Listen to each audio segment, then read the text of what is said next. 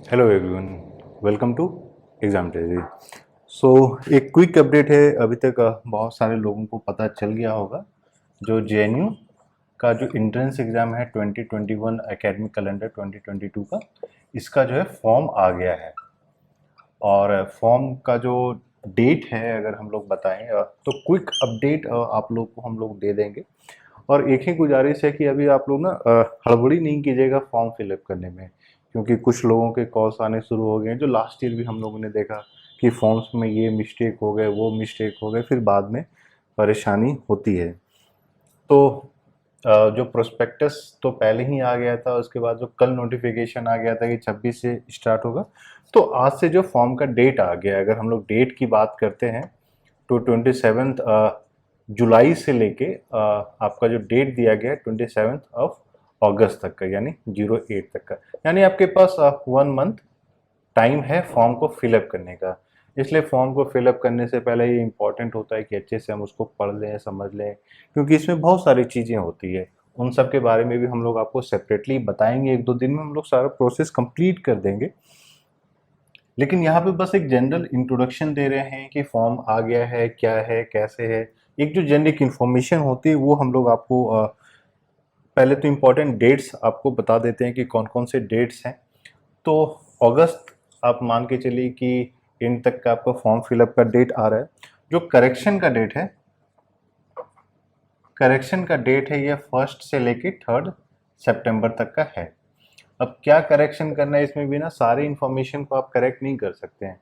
For example आपको subject को add करना है तो वो हो सकता है, अपने प्रेफरेंस चेंज करना है वो हो सकता है, लेकिन उसके लिए फिर आपको ना एक्स्ट्रा पैसे पे करने पड़ेंगे आप जब भी फॉर्म फिलअप करते हैं।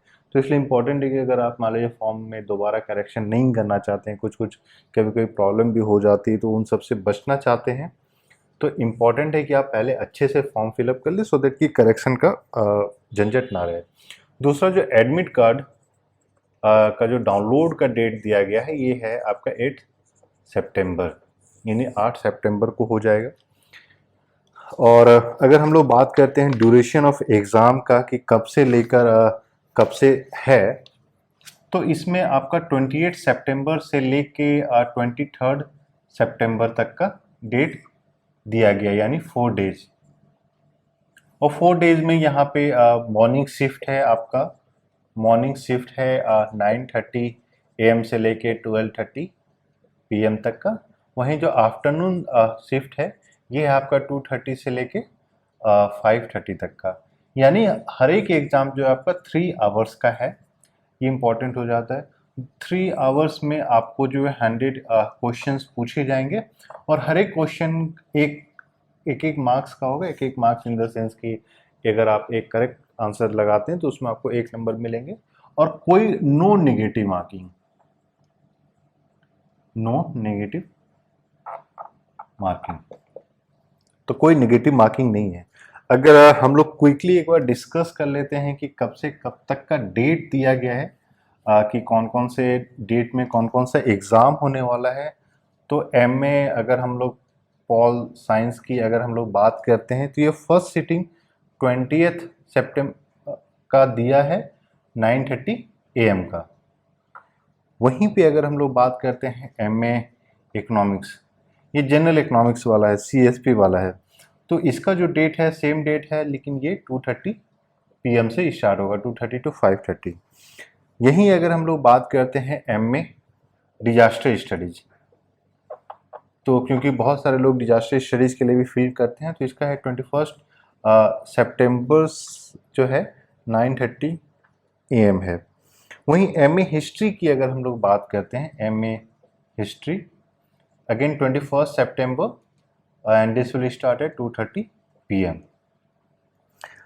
दूसरा, जो बहुत सारे लोग जो आईआर और पीआईएसएम को फिल करते हैं, तो ये दोनों एग्जाम आपका, आईआर जो है 22 सितंबर को है and this gonna start at 9:30 AM। वहीं आपका पीआईएसएम जो है ये सेम डेट को 22 को ही सेकेंड हाफ में, यानी 2:30 PM है। वहीं अगर हम लोग बात करते हैं कि मॉर्निंग शिफ्ट में आपका बीए का फॉरेन लैंग्वेज का भी एग्ज़ाम है, और इस बार भी सिंगल एग्ज़ाम होगा सभी का। और एक और इम्पॉर्टेंट एग्ज़ाम जो हो जाता है, जो बहुत सारे लोग इस बार फिल कर रहे हैं, वो है MA development and labour studies का। तो इसका जो है 23rd को है स्टार्टिंग एट 9:30 AM। तो ये कुछ कुछ आप देख लीजिए कि डेट्स हैं और कब कब का स्लॉट है। यहीं अगर हम लोग फ़ी की बात करते हैं तो 3 कैटेगरी हैं और आप जैसा कि जानते हैं जीएनयू में आप ना मैक्सिमम 3 सब्जेक्ट्स चूज़ कर सकते हैं। लेकिन चूज़ करने का मतलब ये नहीं कि आप एक बीए, एक एमए, एक पीएचडी का चूज़ कर लीजिए। जैसा कि अभी एक स्टूडेंट कॉल करके पूछ रहे थे कि सर एक बीए, एक एमए, एक पीएचडी चूज़ कर सकते हैं? नहीं चूज़ कर सकते हैं। अरे भाई, या तो आप बीए कर लीजिए या पीएचडी कर लीजिए, दिक्कत हो जाती है। तो अगर आप मान लीजिए जनरल कैटेगरी से है और इसी में EWS भी है, अगर आप एक सब्जेक्ट, एक दो तीन, अगर आप एक सब्जेक्ट चूज करते हैं तो आपको फी पे करना है 530, 800 और 3 सब्जेक्ट का तो 1000। ये मैं बता रहा हूँ MA, MSc मतलब BA छोड़ के MA PhD ऊपर तक का। यहीं ST, SC, OBC इन सब का, PWD इन सब का जो फी है 310 है, 415 है और 500 है। यहीं जो BPL कैटेगरी के हैं, बिलो पॉवर्टी लाइन, तो उनके लिए 110 है, 215 है और 300 रुपीज़ पे करना है। तो ये है आपका फ़ी। और जैसा कि आप जानते हैं जो जेएनयू का एग्ज़ाम होता है ये ऑनलाइन एग्ज़ाम होता है, कंप्यूटर बेस्ड टेस्ट होता है। सारे ऑब्जेक्टिव टाइप क्वेश्चंस आपको पूछे जाएंगे और जेएनयू के लिए आप अलग अलग जगह सेंटर दे सकते हैं। और जो अभी फिर एक लड़के ने कॉल करके पूछा था कि सर मैंने ये सेंटर डाल दिया, अब सेंटर चेंज हो सकता है, नहीं हो सकता है? क्योंकि लास्ट ईयर भी हम लोगों ने देखा था कि कुछ कुछ सेंटर्स चेंज नहीं हुए थे। क्यों? क्योंकि आप एक बार एलोकेट कर देते हैं कि मेरा ये सेंटर होगा, तो उसके हिसाब से फिर मान लीजिए दूसरे लोगों को एडजस्ट किया जाता है। लेकिन अगर आप फिर बाद में बोलिएगा कि हमको सेंटर चेंज करना है, शायद वो सेंटर ना मिले। इसलिए अभी 1 महीने का समय है फॉर्म फिलअप करने की, कोई जल्दबाजी नहीं कीजिएगा। किस तरीके से आपको एक्स्ट्रा मार्क्स मिलता है, डेप्रिवेशन पॉइंट होता है, सुपरन्यूमरी पॉइंट्स होता है, वो सब आपको फॉर्म में इंडिकेट करना पड़ेगा। और हम लोग आपको बताएंगे कि कौन कौन से डॉक्यूमेंट्स का रिक्वायरमेंट है, उसके बाद ही जो है आप अपने फॉर्म को फिल कीजिएगा। यहीं अगर हम लोग बीए का कोर्स फी की बात करते हैं 1, 2, 3 और जनरल कैटेगरी में EWS भी अगर आप इंक्लूड कर लेते हैं तो सिंगल फॉर्म का 400 है, 2 सब्जेक्ट। और हाँ, ये नहीं कि आपने एक बार फॉर्म फिलअप कर दिया फिर दोबारा फॉर्म फिलअप करना चाह रहे हैं ये बोल के कि सर एक फॉर्म में तो एक ही सब्जेक्ट हो सकता है। भाई साहब, एक फॉर्म में ही आप मैक्सिमम 3 सब्जेक्ट को चूज कर सकते हैं। यहाँ प्रेफरेंस देना होता है, किस तरीके से प्रेफरेंस देना होता है भी होल्ड कीजिएगा, हम लोग आपको बताएंगे। तो पहला का 400 है, 575 है और 3 सब्जेक्ट तो 750 है। वहीं जो ST हैं, SC, OBC इन और PWD इन सब का 265 है, 325 है और 380 है। वहीं जो BPL कैटेगरीज में जो कैंडिडेट्स आते हैं उनका 65 है, 125 है एंड 180 है। तो ये तो हो गई फॉर्म की बात। और वीडियो के डिस्क्रिप्शन में हम लोग जो है आपको इस बार का जो इन्फॉर्मेशन बुलेटिन है उसका भी लिंक प्रोवाइड कर देंगे। आप लोग उसको अच्छे से पहले पढ़ लीजिएगा। समझना ज़रूरी है कि क्या चीज़ किस तरीके से वो इन्फॉर्मेशन आपसे ले रहे हैं। उसके साथ ही हम लोग आपको फॉर्म का भी लिंक डाल देंगे। इन केस कुछ कोई बहुत सारे ऐसे हैं जिन्होंने फॉर्म फिलअप कर दिया है, फिर जब वो परेशान हो रहे हैं, तो आप लोग में भी से कोई ऐसे हैं जो एकदम छटपटा रहे हैं, पढ़ाई लिखाई छोड़ के पहले फॉर्म ही भर देना है, बाद में पढ़ाई लिखाई हो, तो उन लोगों के लिए भी हम लोग लिंक डाल देंगे।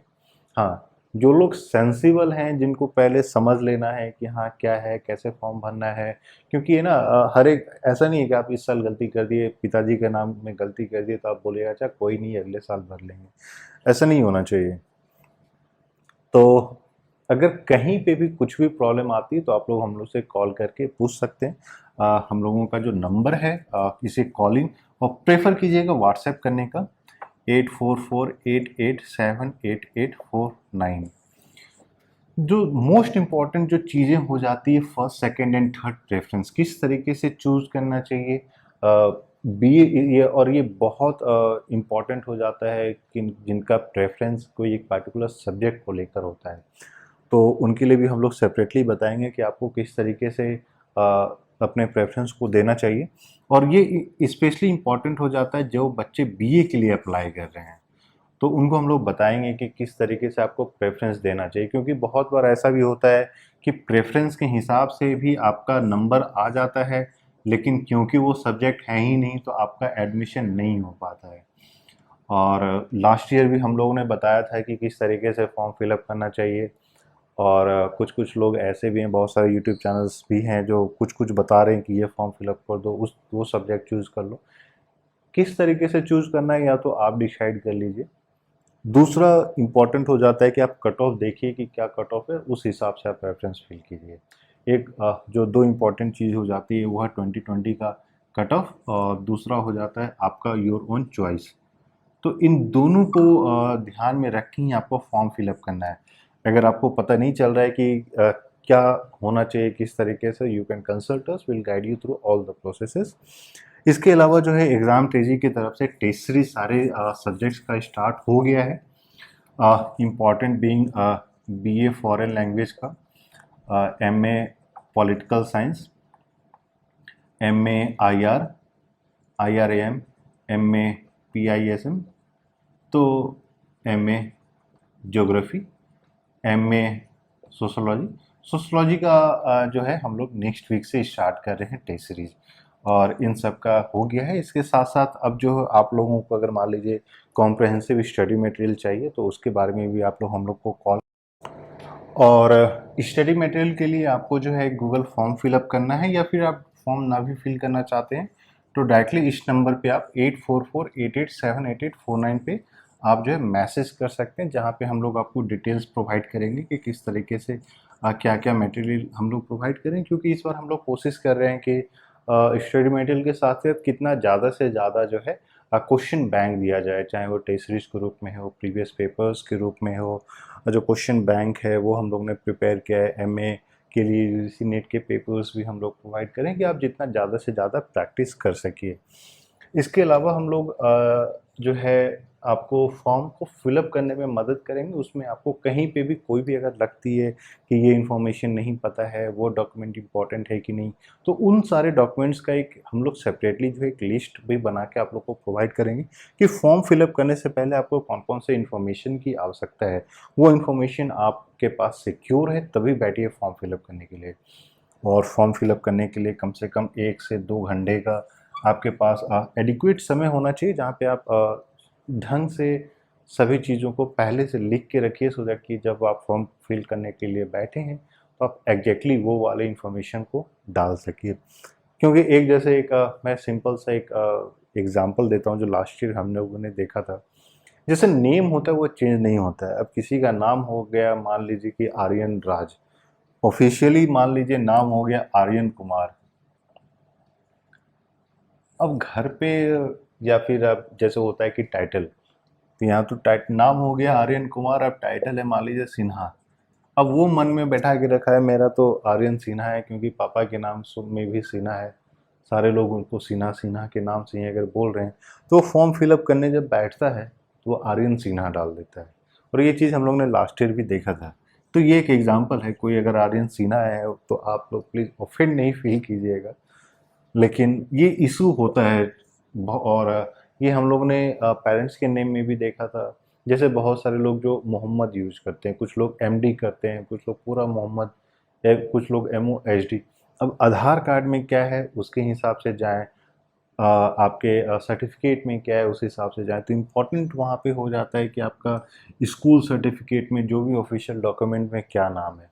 अगर कहीं पे भी मिसमैच आ रहा है, आधार कार्ड में कुछ और नाम आ गया, तो कोशिश कीजिए उसको जल्द से जल्द चेंज कराने का।